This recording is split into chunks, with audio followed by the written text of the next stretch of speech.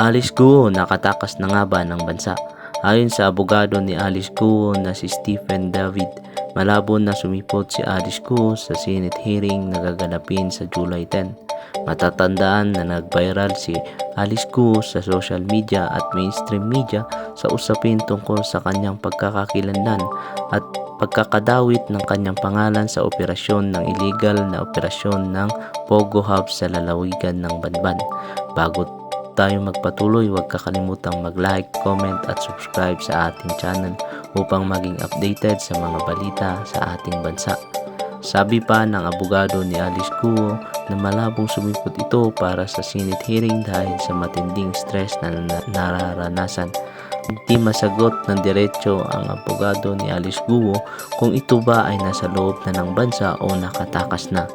Nasa ating muli linya ang abogado po ni Suspended Mayor Alice Guo na si Attorney Stephen David. Attorney, magandang umaga po.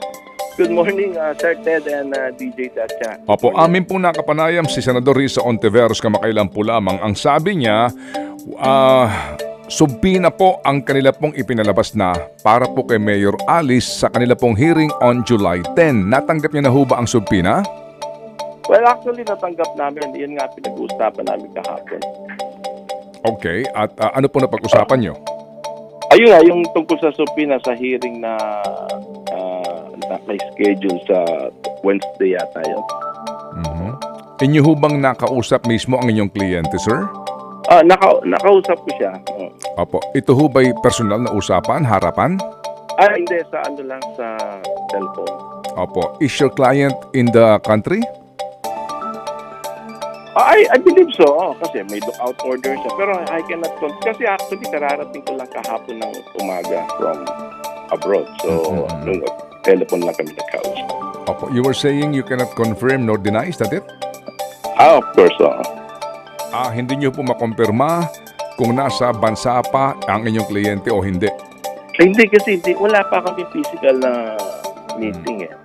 So, pero ako, I believe na dito siya kasi cellphone naman ang nag-uusapan na. Okay, sige po. So sir, ano po ang, sorry po, no, alam po naman natin na ito po ay Yes, sir. usapang kliyente tsaka abogado, pero ano ho ba ang paramdam ng inyong kliyente o kayo ho mismo, ano bang inyo pong kaisipan dito sa subpina ho ito eh. Sabi nga, subpina na ito, pag hindi sumipot, baka po ang sumunod nga, alam po ninyo, ay arrest na. Actually, yun nga ang ina-explain ko kung ano ang consequence ng isang subpoena. Ang problema kasi, sa dami ng binato sa kanya mga problema, co-warranto, DOJ, traffic, etc., trafficking, yung stress yung level ng stress niya parang iba eh. Sabi niya, masyado siyang traumatic. So, hindi niya alam kung kakayanin physically niya na mag-attend. So, yun ang basically yun ang topic namin. Opo.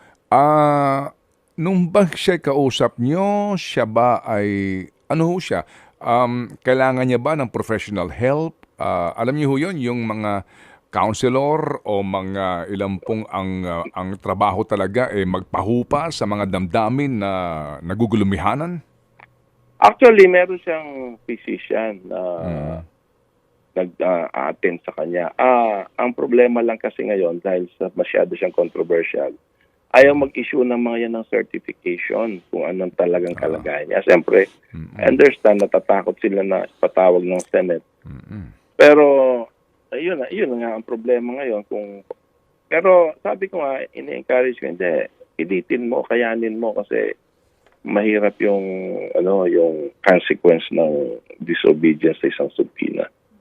Opo. Meron pa ho naman panahon kasi ito po ay July 10 pa naman. Opo. Yes, sir. Opo. Pero kayo po bilang counsel niya, ano ho ang inyong dito kaisipan bilang magpapayo ho sa kanya dito po sa isyong ito, sumipot o hindi?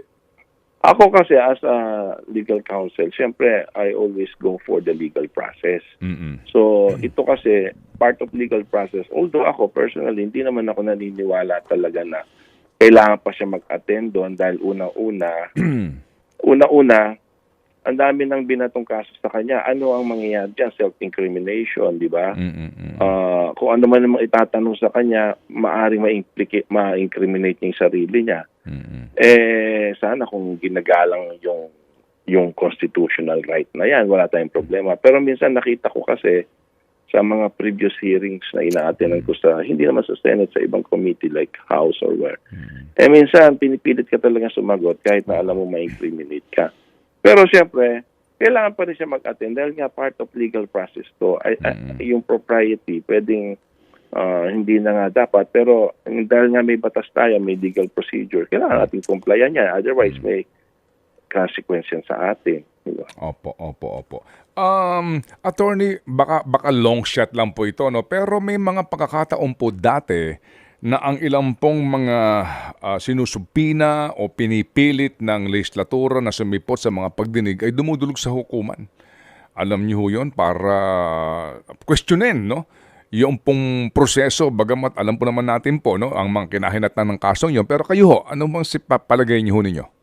Meron namang nag-grant yung kanilang mga certiorari sa Supreme Court, meron din namang hindi. Ako, kung ako ang pakikinggan ni Mayor Alice, siyempre gusto kong umakyat sa Supreme Court kasi unang-una, in aid of legislation to Pero sa POGO, di ba, sa alleged human trafficking. Pero ang nangyayari kasi, marami ng breach ng privacy rights ni Mayor Alice. So, hindi na in aid of legislation na nakikita ko Parang it's a part of the investigation, personal investigation, para ma-prosecute siya. So, that is already the work of the prosecutor or the ombudsman, which is naman pending na sa ombudsman na case.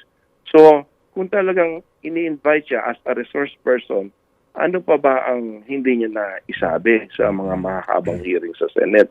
Unless iba ang agenda, di ba? Kasi nakikita ko kasi ang agenda is yun nga, yung kanyang pagiging Chinese citizen daw, kung ano-ano. Pero personal na yan, it has nothing to do with the illegal operation man nung sakali ng mga pogo na yan na iniimbestiga nila, human trafficking.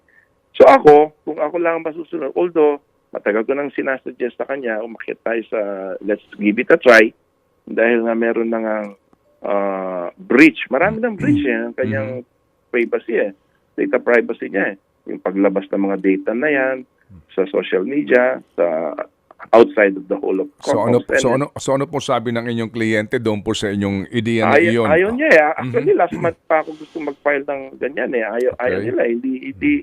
Hindi pa nagmamaterialize.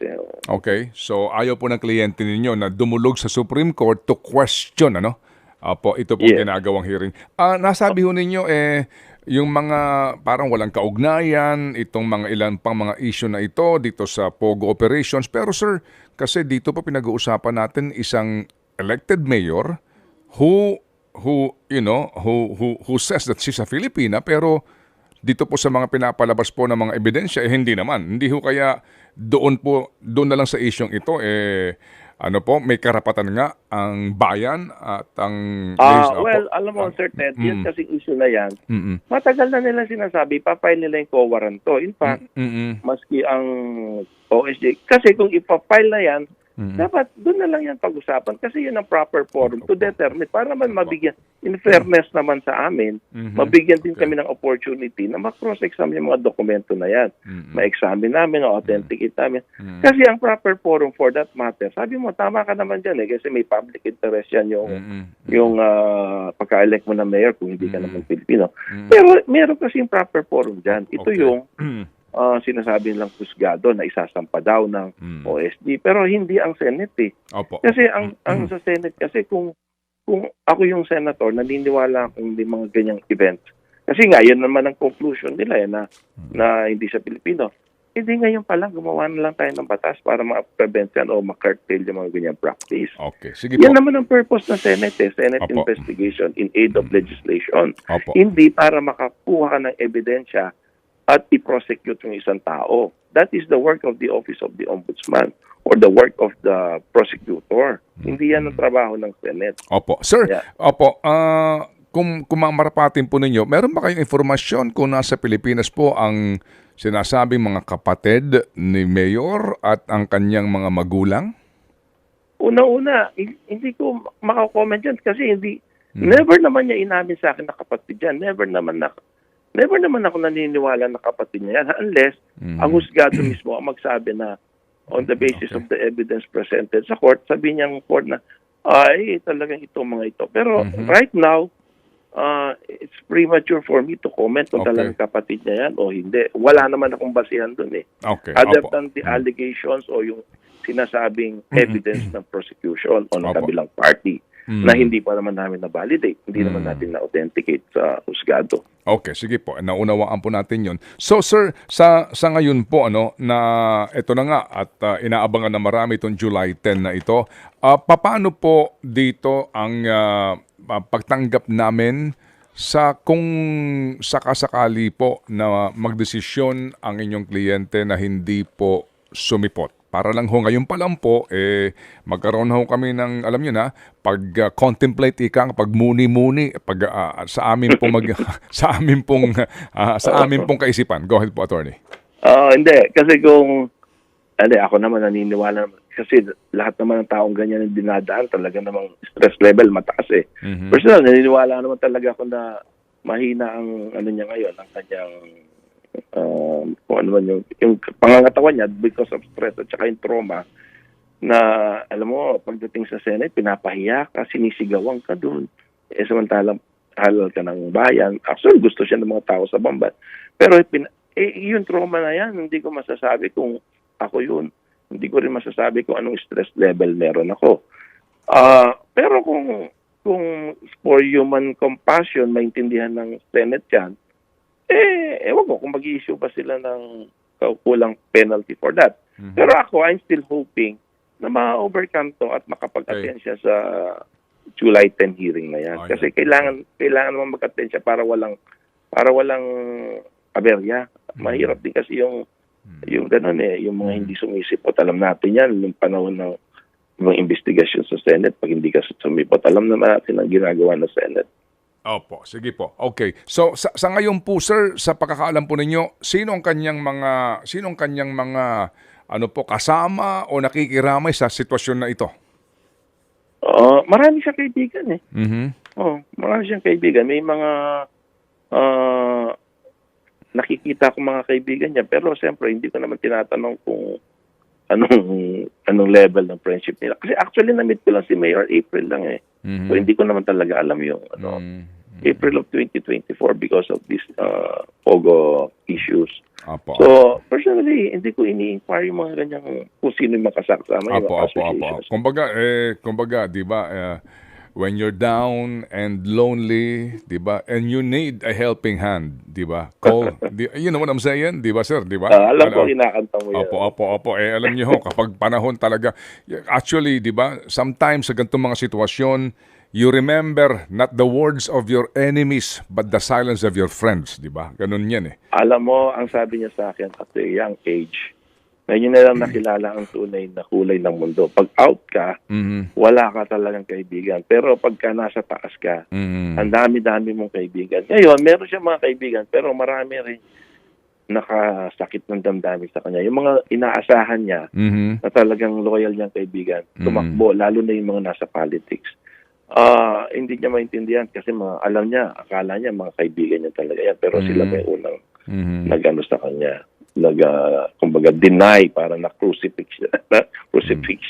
Well, pero at the end of the day din po, di ba, nasa sa iyong konsensya yan, ang katotohanan sa isyong ito. So attorney, may pahabol lang po si Chacha dito. Mukhang interesadong itanong yung third Alice Guo. Ang dami naman nito. Ano pong reaksyon ninyo, Attorney Stephen, dito nga po sa inilabas ng NBI na yung pangatlong Alice Guo hindi tumutugma dun sa fingerprint ng dalawang Alice Guo. Pero hindi naman daw po ito makaaapekto dun sa mga i-file na kaso na nauna dito kay Mayor Alice Guo. Kasi yung mga ganyan mga similar names,